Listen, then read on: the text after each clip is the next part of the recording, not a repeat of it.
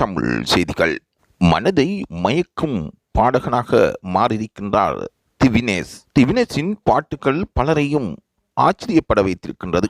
அவர் வறுமையின் உச்சத்தில் தனது அப்பாவின் துணையுடன் பழைய பாடல்களை பாடி அங்கிருக்கின்ற நடுவர்களின் உள்ளங்களை ஈர்ந்திருக்கின்றார். நடுவர்கள் மட்டுமன்றி ரசிகர்களும் தினேஷின் பாட்டை கேட்பதற்காக காத்து கொண்டிருக்கிறார்கள். திவினேஷை பொறுத்தவரையில் அவர் பாடசாலைக்கு செல்லும் நேரங்களில் சுயமாக தனது தாயின் தகப்பனின், அதாவது திவினேஷின் அப்பாவின் பழைய பாடல்களை கேட்டு தான் அதை பாடி வந்ததாகவும் கூறுகின்றார். சங்கீதத் துறையில் எந்தவித அனுபவம் இல்லாத திவினேஷின் அப்பா தன்னால் முடியுமானவரை தனது பேரனுக்கு அந்த பழைய பாடல்களை பாடி காட்டி அவரையும் அதற்கு உற்சாகப்படுத்தியதாக கூறுகின்றார். வரலாற்று ரீதியாக இது ஒரு சாதனையாக அமையுமாக இருந்தால் பலரின் பாராட்டும் இவருக்கு குவிந்து கொண்டே இருக்கின்றது. விசேடமாக அவரின் அப்பாவின் முயற்சி வீணாகவில்லை